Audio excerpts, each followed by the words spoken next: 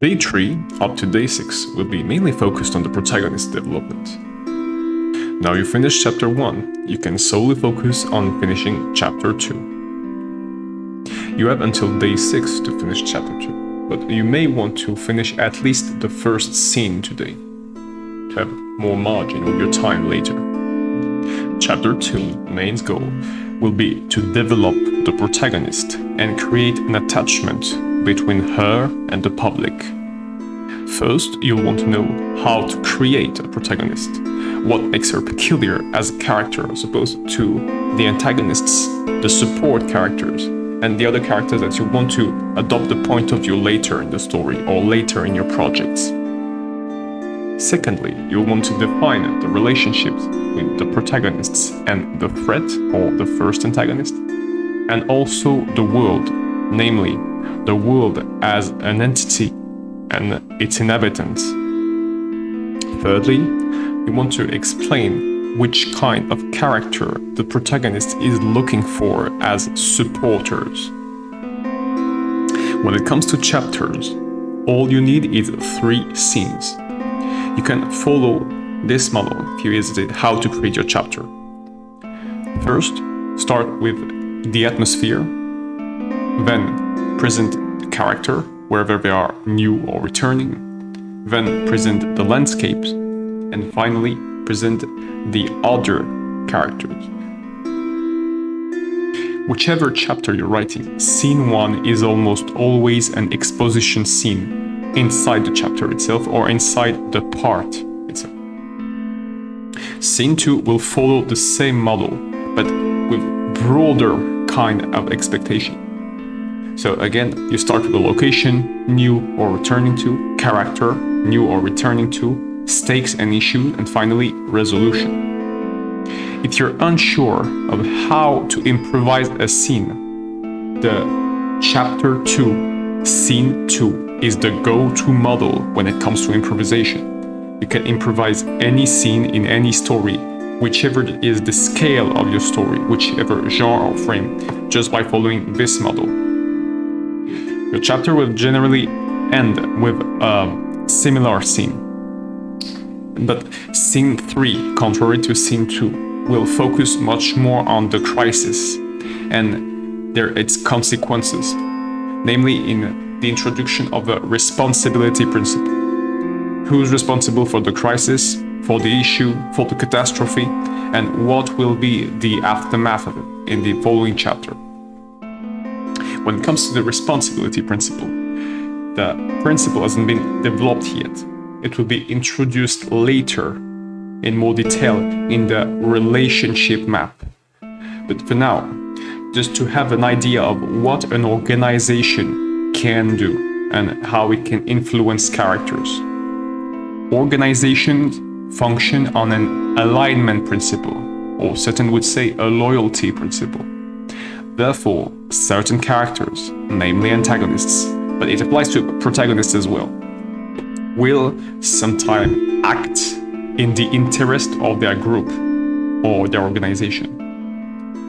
But the interest of the group here is defined by what the character estimates to be the interest of the group. Therefore, eliminating certain member inside the group, if the character here, namely the antagonist, estimates that it's a necessity, will be the new variable for the responsibility principle to apply.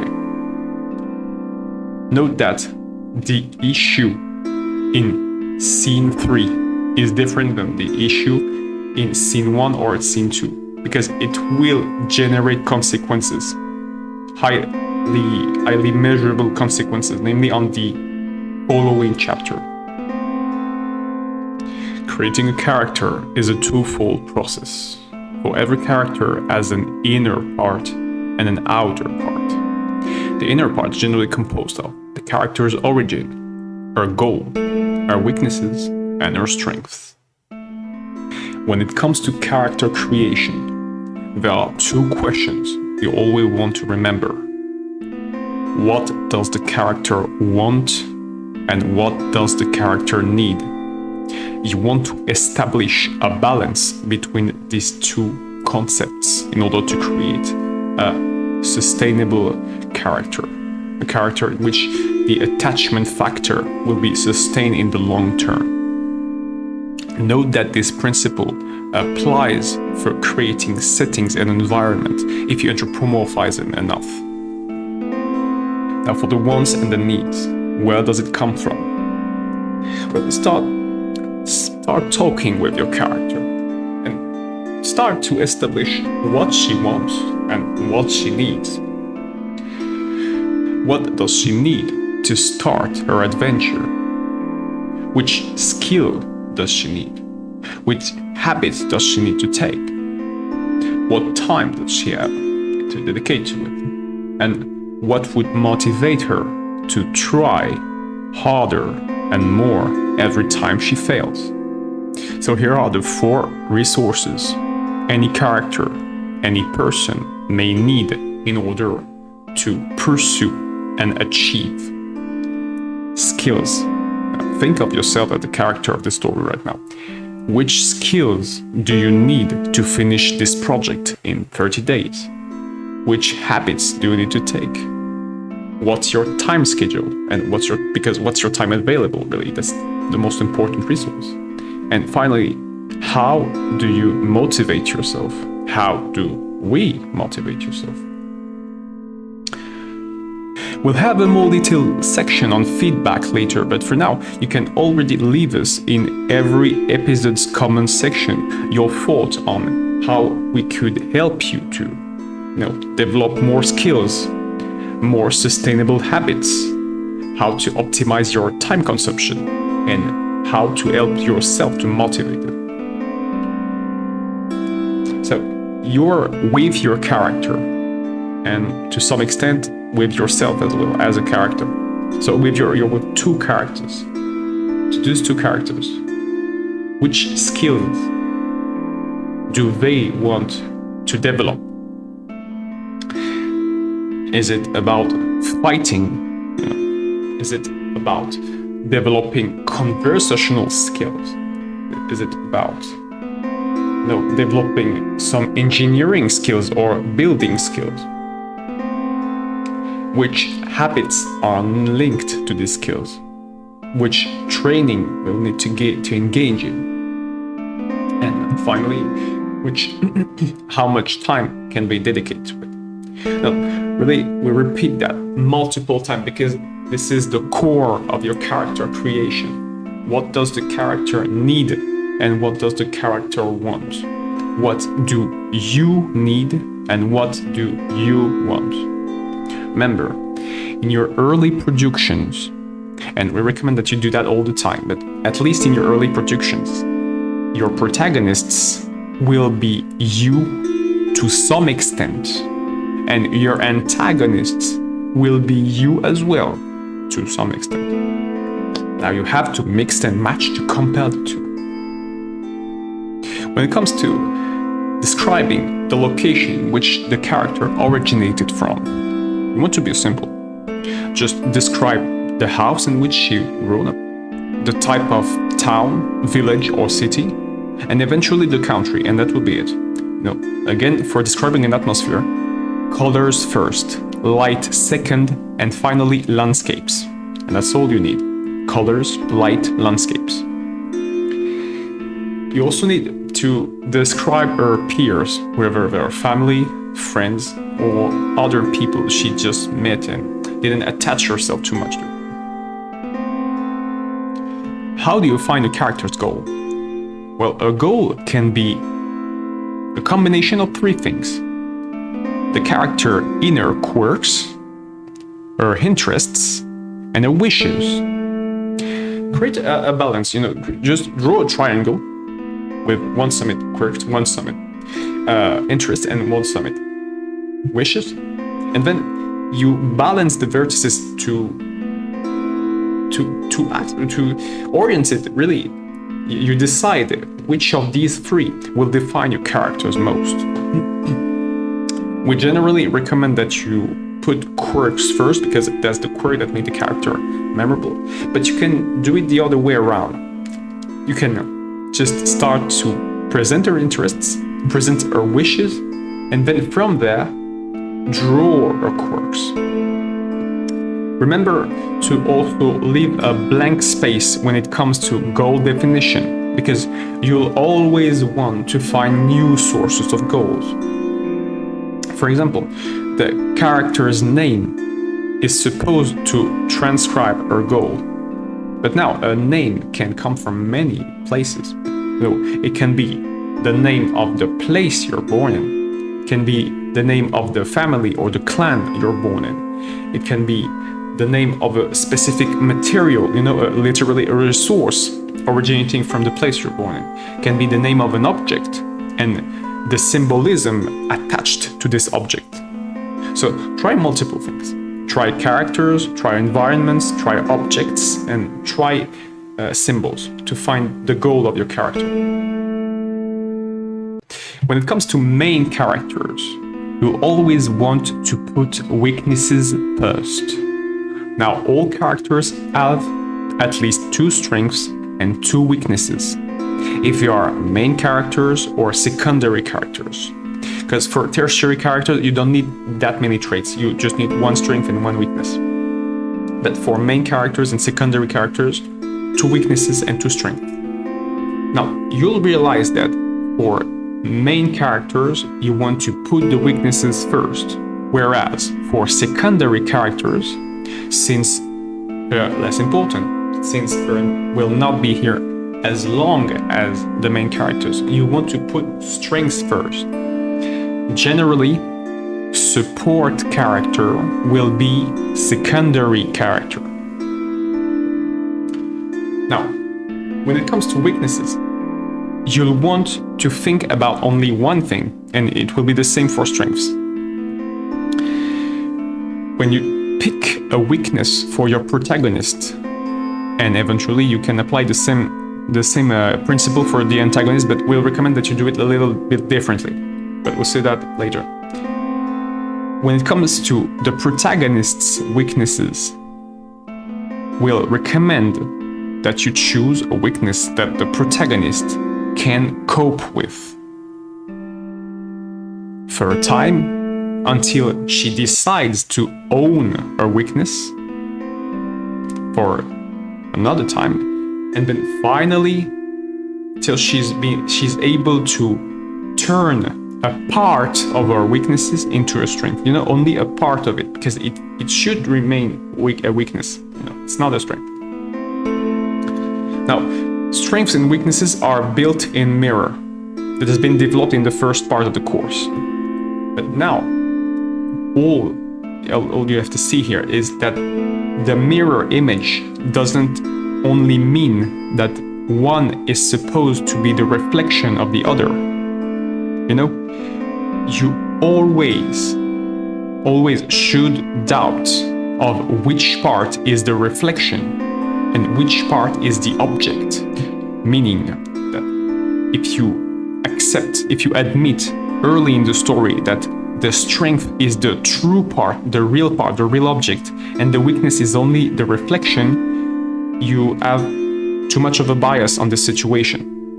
You must always question, and you must always lead the public to question themselves on that too. And the character, because it's her perspective, which part is the original object and which part is the reflection. At some point on the story, after chapter 6, for example, you can think of the weakness as the new truth, whereas the strength is only the reflection of the weakness. And you shift from one point to the other successively. The strength is real now, the weakness is an illusion, and so forth, and back and forth like this. Now, when it comes to picking a strength should be something desirable at all time. Whichever character you're creating, a strength is a strength, always. It's the point that makes the character desirable. You can't choose coward as a strength. That's not working at all. No. there are multiple, for what you just said just before, you always have to question the value of strength and weaknesses comparatively to one another. But there are some traits that will always be weaknesses, and there are some traits that will always be strength. When you're starting. No, because that's the caveat. When you're starting, there are some traits that will always be weaknesses, cowardice, for example, and there are some traits that will always be strength, courage, for example. Again, not meaning that courage does not have a reflection, because, when you're courageous, you may be relentless, and when you're relentless, you may be reckless. So being courageous can cause hindrance to your team, but it's a strength. So for now, that's the attractive part of the character, the most attractive part when it comes to the mental part of the character. Go for the physical part later, when we'll start to draw the characters. The strength should serve both the individual, the protagonist here, and the team. Always, that's the only thing you have to remember about the strength. The strength should serve the individual and the team. And that's it. If it's good enough for being useful for yourself as the protagonist and for your peers, your direct peers, your friends, your companions, that's good enough. That's a strength. Weaknesses, same thing. If you can cope with it, if you can own it at some point, and if you can successively question which of the weakness and which of the strength is the origin and the other is the reflection, that's good. You've got one strength and you've got one weakness. This is why we recommend that you pick strengths first, and then you imagine the natural reflection of the strength. Again, if you have a courageous character, a very, very courageous character, the character may be reckless. And that's a problem. Same thing for smarts. If you have a very knowledgeable character, an extremely knowledgeable character, this character may be prone to hesitation. That's the reflection that comes with the strength. Now for the other part of the protagonist, we'll follow a similar pattern, starting with the origins. Again, the two main questions. What does the character want and what does the character needs? What do you want and what do you need? Start talking with your characters. It's the most valuable skill in all this course. You can even start to ask her every question in this course. You can ask her if the story is going to the right direction according to her. You can apply any point of the course to your dialogue, to your conversation with your character. The origin section hasn't changed much, except for one point. The peers are now more prevalent because this is the outer section. And the outer consequences of the protagonist's persona will be a direct reflection on her peers. The way she chooses her supporters and the way her opponents come to her. The first place the character has seen, the place she is born in, will always serve as a reference to identify and to appreciate any other part of the world she's exploring. The location in which the character is born is the character's frame. As the characters wanders around the world, she will meet her inhabitants, either from a distance or, directly. Most inhabitants of the world, and by inhabitant we're including everything here, not only living creatures, but also inert objects, because they're part of the world as we see it for now. The protagonists will try, to some extent, depending on her affinities, to interact with every kind of inhabitant of the world. And here, what will be crucial is to define what she considers to be an inhabitant of the world. For example, your protagonist may only consider humanoids. Your protagonist may only consider humans, she can be really biased. Your protagonist may consider only animals, so humanoids included. Your protagonist may consider all living things, so plants included. And your protagonist may be interested in inert things as well, or inert beings. Depending on her role, depending on her persona, depending on her goal, she will have different kind of affinity and will develop a different kind of alignment. Now, as your character, as your protagonist is exposed to the world, she will go through two kind of phases: comfort and crisis. She'll feel comfortable in certain settings and situations, and she'll feel distressed in other situations and settings. When you're creating your environments and your settings, think about places where the characters, plural, so the protagonist and her team, or the antagonist and her team, it's the same logic here, will feel comfortable, where they can rest, where they can ponder, where they can prepare for the next problem, as well as places where they will feel uncomfortable.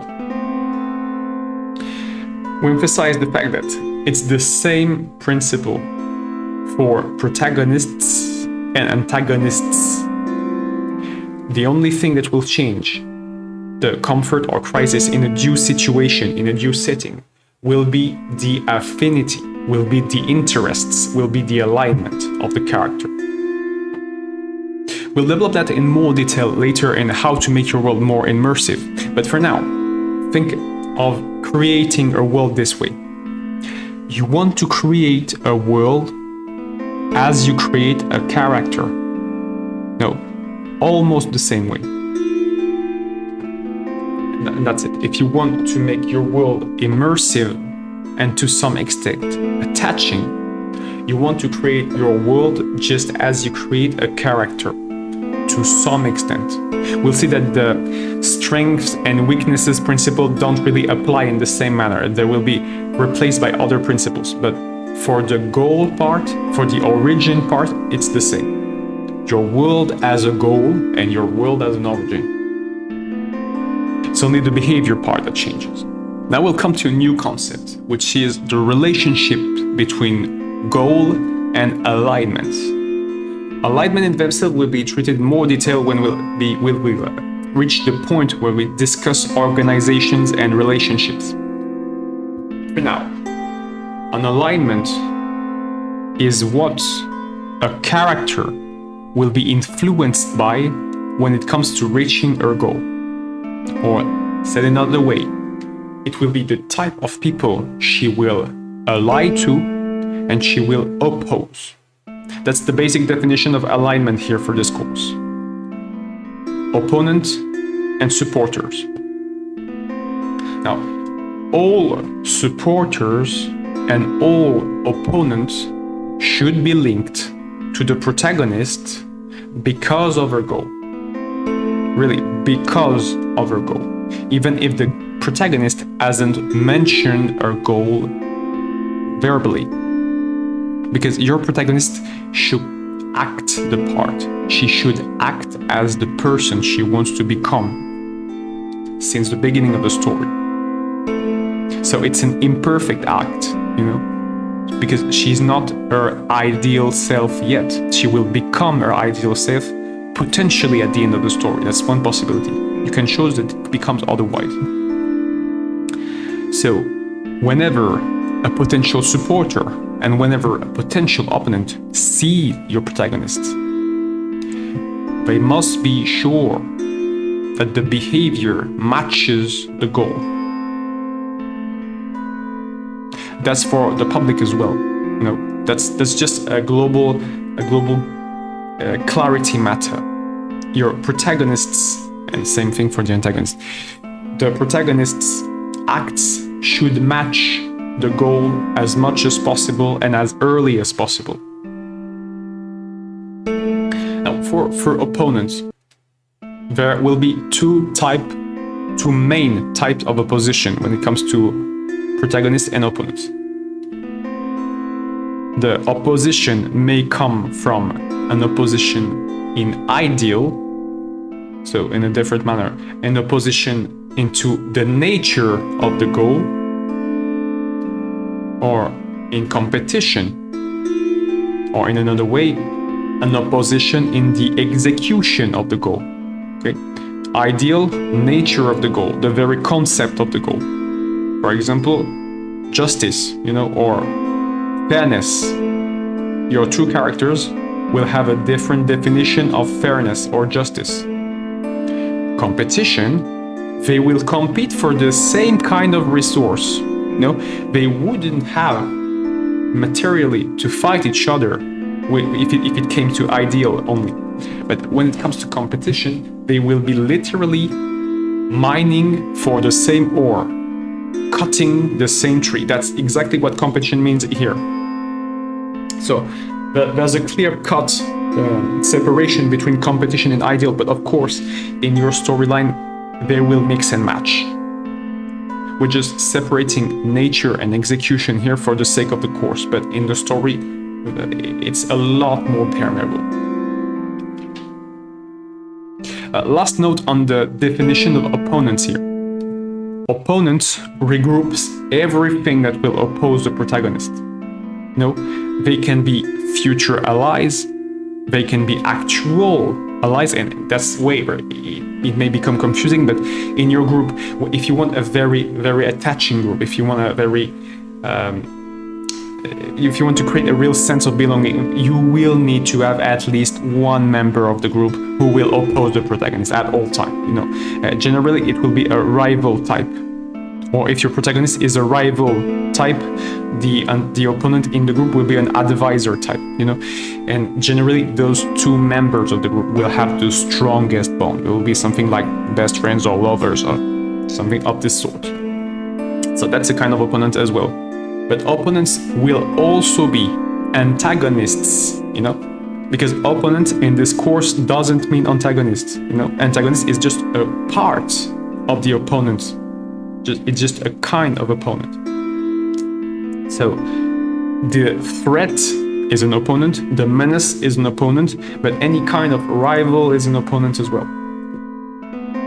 So there are at least 5 types of opponents.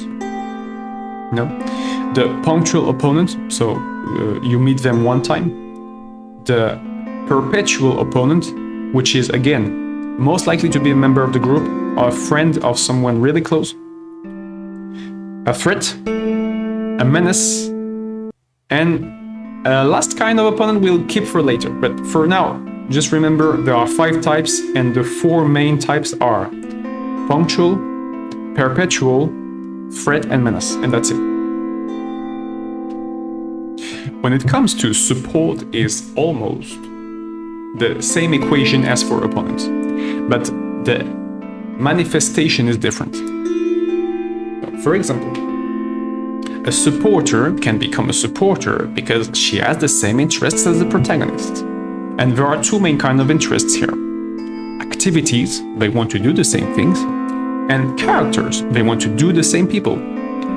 When it comes to the other kind of supporter, there are depth kind of supporter. Now, depth is self-explanatory. The protagonist has saved the supporter in whichever manner they have saved her or they have saved a peer. And now the supporter wants to pay them back. He wants to help them. Now, if you had to compare interests and depth, could they directly match competition and ideal? No. But if you had to match them, the closest from depth would be competition, because it's the execution part. And the closest from interest would be ideal, because it's the nature part. Or, say another manner, if your protagonist and your support are both interested by the same character, they are the same character interest, they want that character, they will act on an ideal layer, on an ideal level. That person would be their ideal person. Same thing for activities. This sport, this leisure, this craft would be their ideal way of spending time. They can be both competing, and that's where you have a support, maybe a rival as well. A rival can be support or an opponent, but the rival supporter will have a different behavior than the opponent rival. So they can both try to be the best craftsman in a due discipline. Maybe they want to be cook, or maybe they want to be carpenters, for example. These two characters will try, for example, to reach the same results, but with less tools or less luxurious tools, or in a time frame which is shorter, or develop more skills, develop more habits, show their motivations more. And now we get back to the wants and needs. For example, if you have two characters who want to be the best cook because they both have this interest, this passion, this obsession for this activity, which skills will they need? On which skills will they try to be the best? Which habits will they need to create? How much time do they dedicate to cooking? And which one looks like the most motivated? Looks like it's really important here to say looks like, because you can't really verify that. So when it comes to supporters, when it comes to opponents, again, to establish the relationship with your protagonist, you get back to wants and needs. Why is an opponent opposed to your protagonist? Because the protagonist holds the idea that a great human being should be fair. A rightful human being should be fair. Okay. The opponent holds the same ideal, but there's a difference in their definitions. For example, maybe the first element of the definition may be the same. For example, you don't kill people.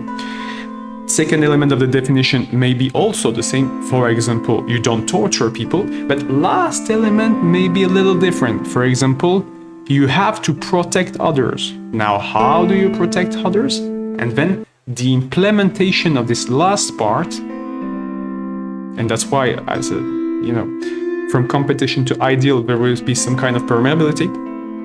The implementation of the last part of the definition of fair, which is you protect people, will be different from the protagonist to the opponent.